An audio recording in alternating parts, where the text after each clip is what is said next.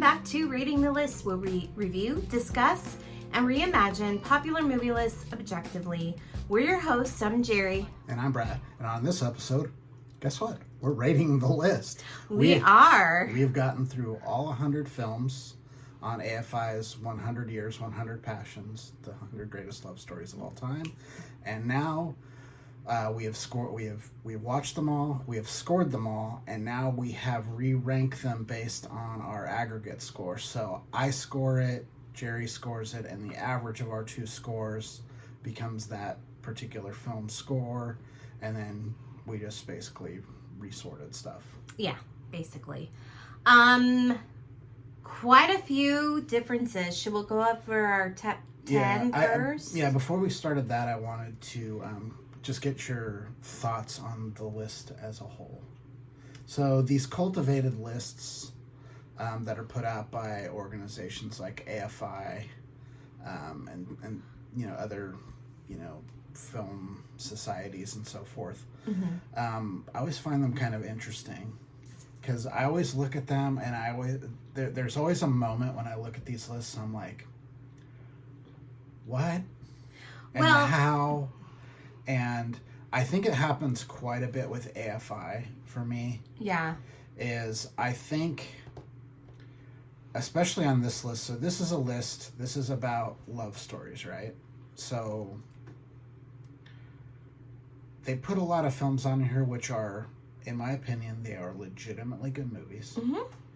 Not love stories. But they're not That love was probably stories. my my biggest biggest thing. It's like, how did you come to put this particular movie on this list?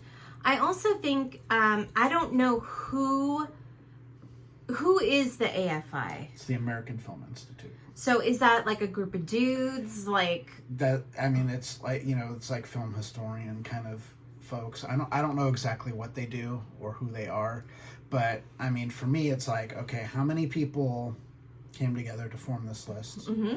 What was their criteria for doing so? That was kind of what started us on this, is we were kind of talking about this and we're like, what? This makes no kind of sense. I also think that if they're going to be responsible to put out a list like this, they need to do it more often. They need to revamp it more often. The last time this came out was 2002, right? 2002. That was quite a long time ago. It was like 20 years ago. Yeah. So they need to continually update their list. And that's kind of always been my thing with them too, is they really hold on to film past, which it's not a bad thing, but right. Read the room. Well, it's not just that. It's like over time, you have to recognize that, in the last 20 years, you're telling me there's no really good love stories that have come out that warrant a shot on this list. There aren't movies that they just flat out missed that should have been on the list originally. Wait for our next video. Yeah, that, didn't get recognized on the initial list, and therefore, you kind of look at it a second time. Yeah. That kind of thing. It's like, time does a lot of things, and one of them gives you perspective.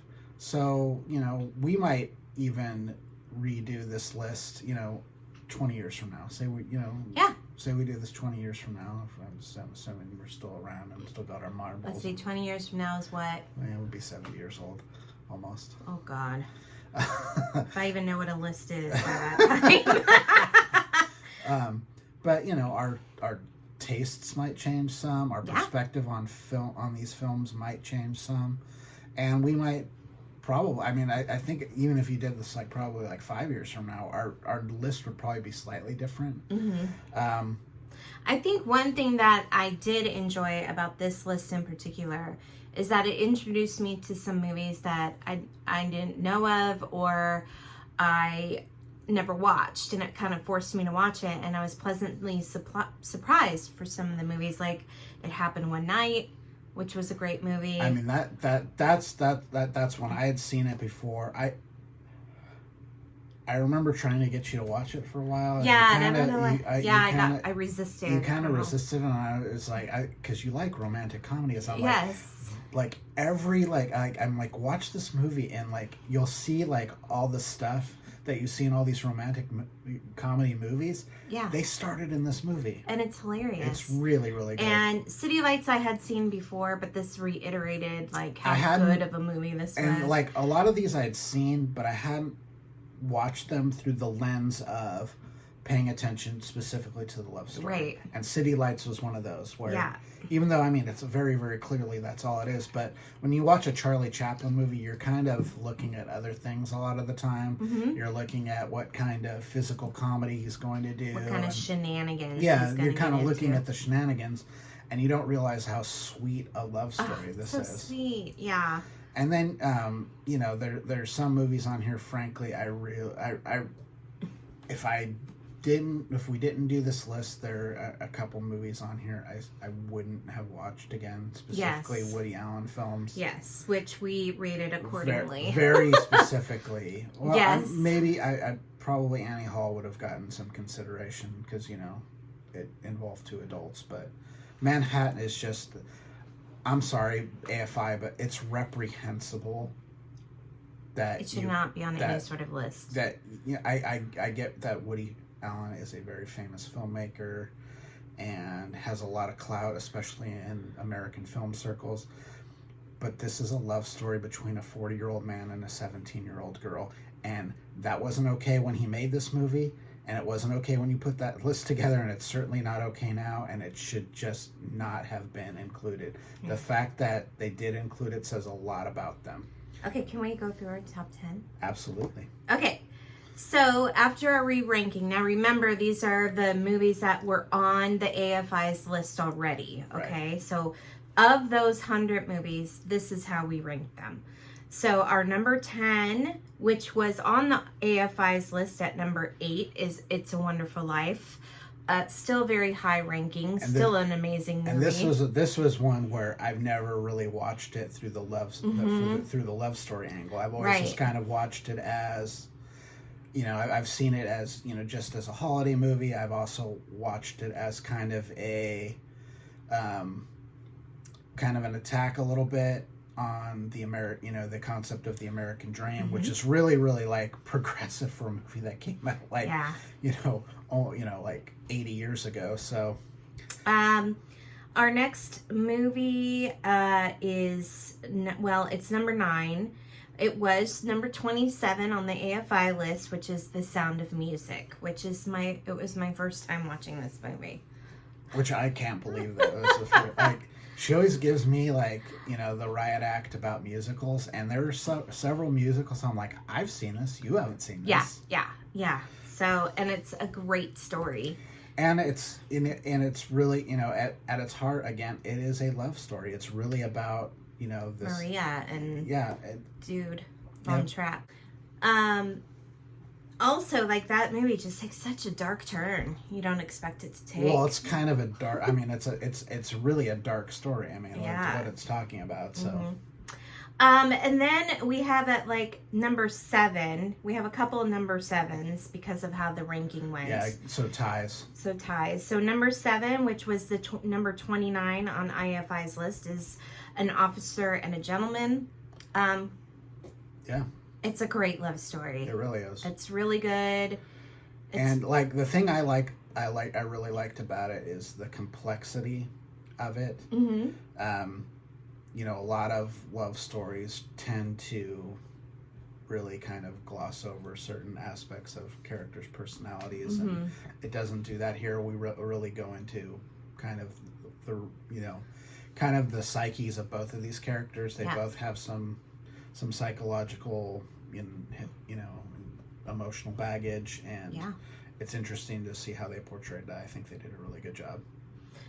Another number 7 is their number 10, which is City Lights, which we just talked about. Yeah. Our number 6, which was the AFI's number 78, was Coming Home, which was a complete surprise. I had no idea what this movie was. I had never heard of it. And this was my first time watching it, and it was amazing. And I can't believe nobody talks about this movie. This movie was up for Best Picture in 1978. both the main actor and actress, John Voight and Jane Fonda, were both up for Best actor, actress. Best actor, best actress. It was also up for another. Was it writing? I can't remember. It was 4 Academy Awards. Okay. This movie was, this kind of highlighted to me. This is one of the movies that really highlighted to me. I'm like, oh, the AFI is just it's an old boys network.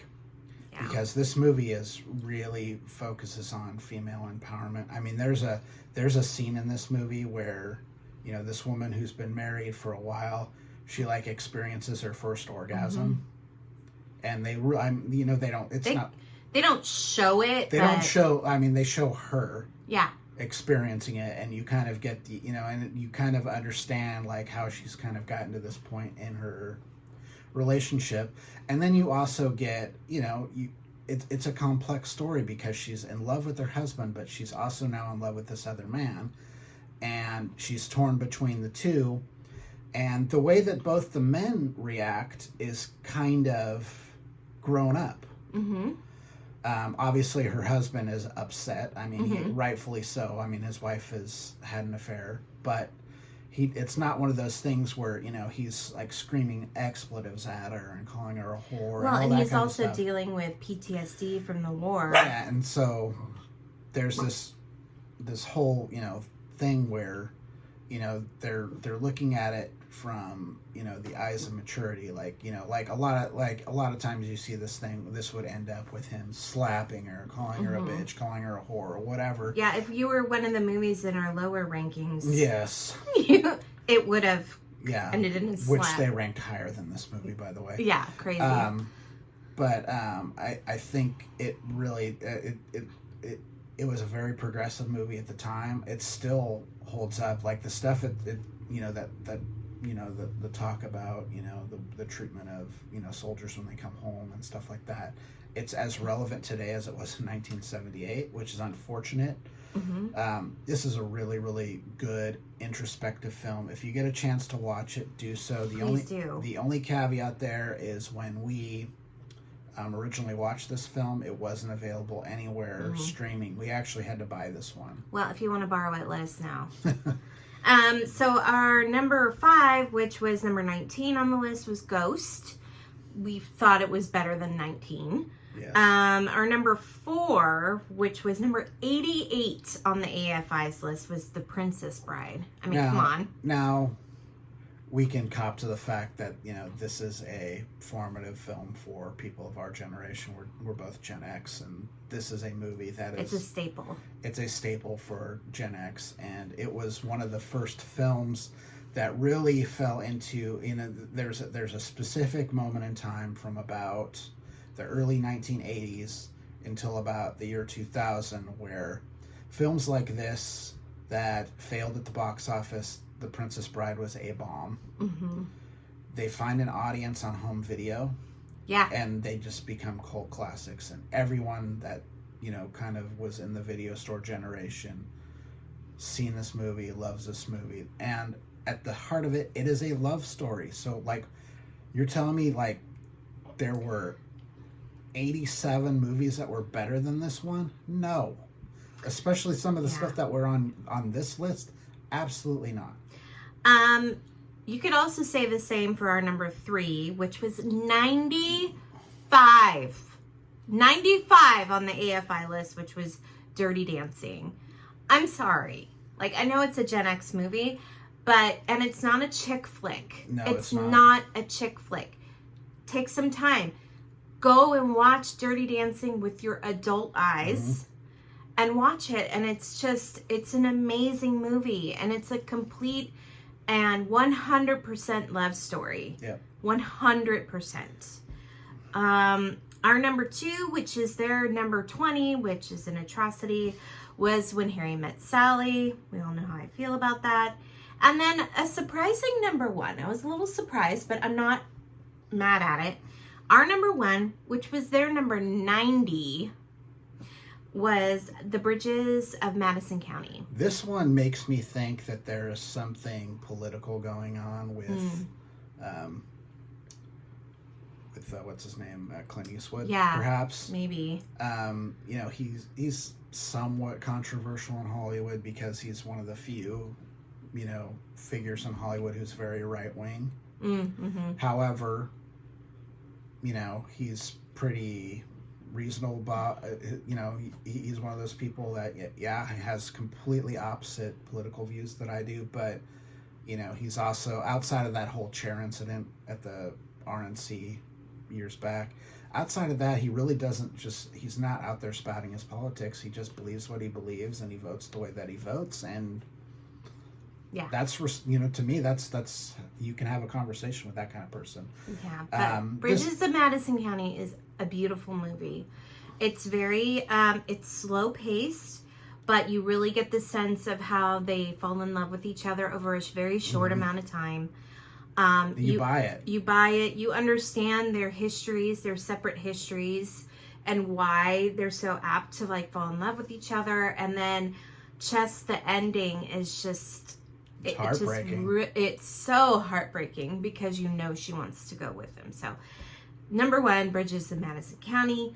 So, our bottom 10 is interesting. The most interesting, I think, is Manhattan, which we were just talking about, was their number 66 and is now our 100 because it was terrible. Yes. So here's our last 10 movies. 1, 2, 3, 4, 5, 6, 7, 8, 9, 10. Okay, so 11 movies. Pillow Talk, Manhattan, Pillow Talk, Gigi, Notorious, because there's a lot of slapping of women in that movie. Picnic, Breakfast at Tiffany's for obvious reasons. The Chic, Porgy and Bess, Last Tango in Paris, An American in Paris, and The Quiet Man. So the one thing that you can say with almost all of these, maybe not Porgy and Bess, but the rest of them, is there is a very strong streak of misogyny in all of those movies. Like serious misogyny. Like, and I can't. Like, you know, you can appreciate An American in Paris for a couple of the musical pieces in it. Yes.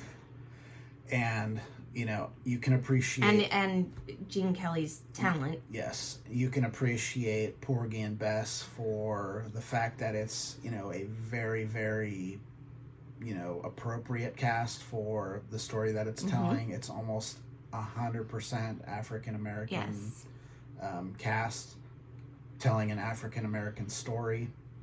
So that makes sense. It just happens to be a bad movie, unfortunately. Yeah. What else do we have on here? Last Tango in Paris was horrible. I mean... And The Quiet Man. Yeah. So, some surprises, too, on the list. Well, not surprises, but interesting, is AFI ranked Amy Hall at 11. We ranked it at 76. And again, this one is... It's much better than Manhattan. It honestly, I have a hard time. The reason that movie fell so low is there's one scene in that movie, and it has, if you don't have the scene in the movie, it doesn't change anything about it. But he's got a scene where he has to be who he is, and it's the Woody Allen character and his friend, and they're in a car, and it's towards the end of the movie too. Yeah. And they're in a car, and you know he's talking about his friend is talking about dating this 16-year-old girl, the grown man dating us. It's like, why do you have to have that in there? You don't. And you know, you can have that, you know, separate the art from the artist, but when the art and the artist have that kind of viewpoint and they put it in the art, you have to critique it. Yeah. So that's why that one fell so far, in my opinion.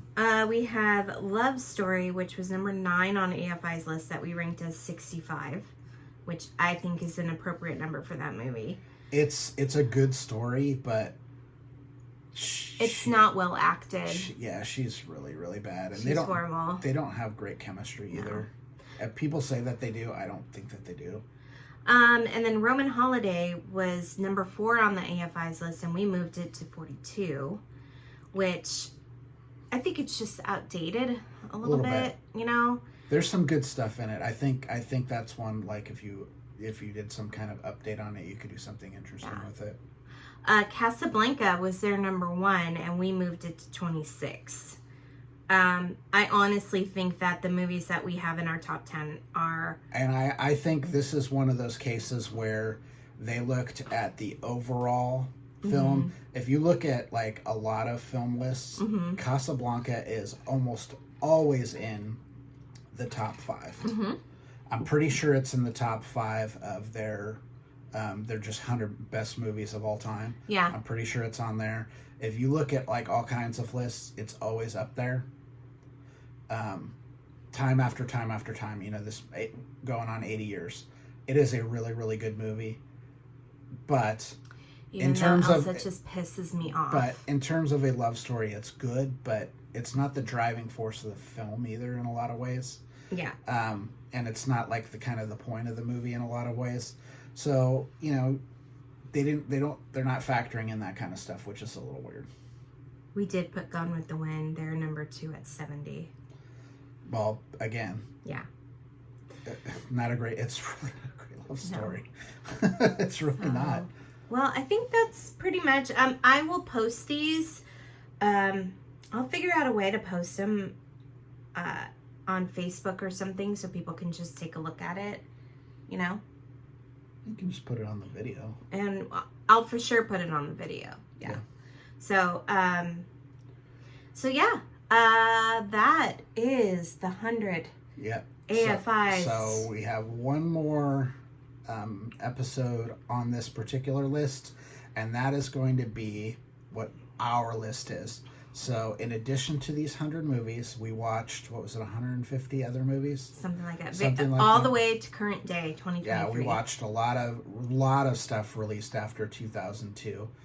We also made some judgment calls based on how stuff that showed up on the AFI's list, but we'll explain that in the video. Mm-hmm. And then we came up with our top 100 love stories of all time, which frankly I think is a better list. It's so good. It's a good list. I have to like pat ourselves on our back. It's pretty good. It's a good list. That's a pretty good list. So stay tuned for that. If you have any questions or comments or any disputes or anything like that, please leave a message in the comment section. If you like our video, please share. Please subscribe to our channel. We'd love to hear from you.